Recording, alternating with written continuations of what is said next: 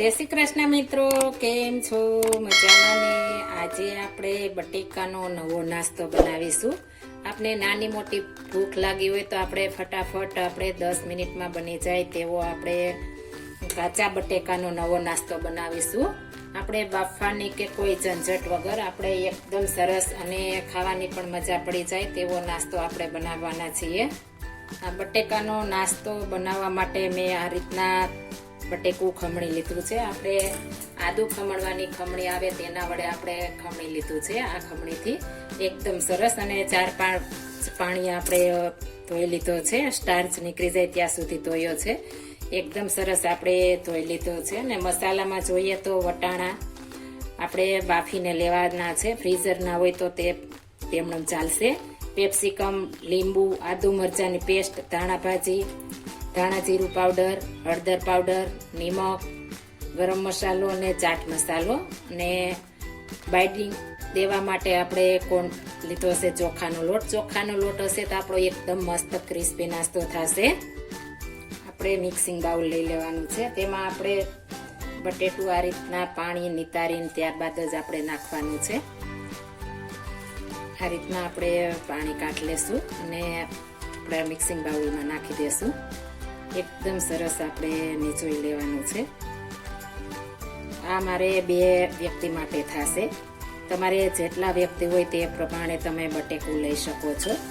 અને આમાં તમે કોઈ પણ શાકભાજી વધારાના પણ નાખી શકો છો. આપણે નાના બાળકોને લંચ બોક્સમાં ભરી દેવું હોય તો આપણે આ રીતના બનાવીશું. બધા શાકભાજી નાખીશું તો બાળકો પણ હેલ્થી નાસ્તો ખાશે. આ રીતના બનાવીશું તો એકદમ હેલ્થી થશે. બધા શાકભાજી હશે તો તમે કોઈ પણ શાકભાજી નાખી શકો છો. આપણે એકદમ સરસ બટેકું નીચોવાઈ ગયું છે. હવે તેમાં આપણે મસાલા નાખી દેશું. વટાણા, કેપ્સિકમ, આદુ મરચાંની પેસ્ટ. તીખાશ તમે જેવી ખાતા હો તે પ્રમાણે લઈ શકો છો. નાના બાળકો માટે બનાવવું હોય તો મરચું સ્કીપ પણ કરી શકો છો. અને આપણે બધા મસાલા નાખી દેશું. ને 2 ચમચી આપણે ચોખાનો લોટ નાખીશું. આપણે આગળ જરૂર પડશે તો વધારે નાખીશું. હવે આને આપણે હાથ વડે સરસ મિક્સ કરવાનું છે.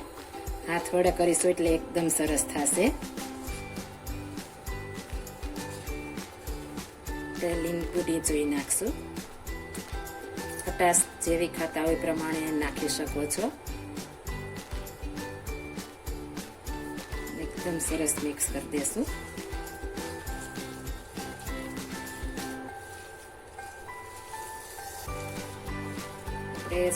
થોડો આપણે ચોખાનો લોટ નાખીશું.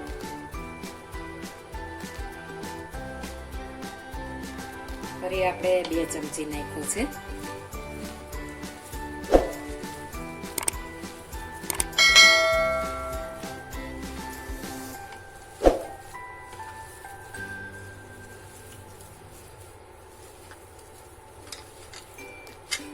આપણે નિમક ને આપણે બધા મસાલા ટેસ્ટ કરીને પછી ઘટે તે નાખવાનું છે. આપણે એકદમ સરસ બધા મસાલા પરફેક્ટ બન્યા છે. હવે આપણે નહીં નાખવા પડે. આપણે થોડો તેલવાળો હાથ કરી લેશું. અને આપણે નાના આપણે આ રીતના લુવા લેશું. ને એકદમ સરસ આપણે ટીકી બનાવી લેશું.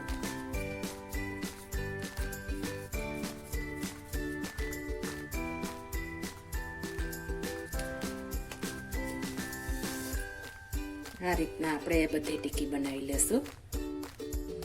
આપણે સાઈડમાં તેલ ગરમ મૂકી દીધું હતું એટલે આપણે તેલ ગરમ થઈ ગયું છે. આ રીતના આપણે આવવા દેવાનું છે. આપણે તેલ આવી જાય એટલે ગેસની ફ્લેમ ધીમી કરી નાખવાની છે.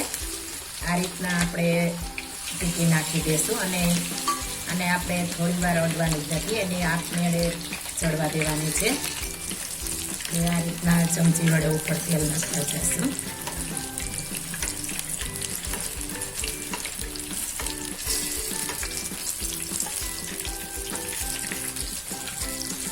કાંટા ચમચી વડે આ રીતના ફેરવીશું. આપણે આ રીતના 3 થી 4 નાખવાની છે એટલે આપણે આ રીતના ફેરવવાની મજા આવે અને સરસ ચડે પણ. હવે આપણે સાઈડ ચેન્જ કરી લેશું.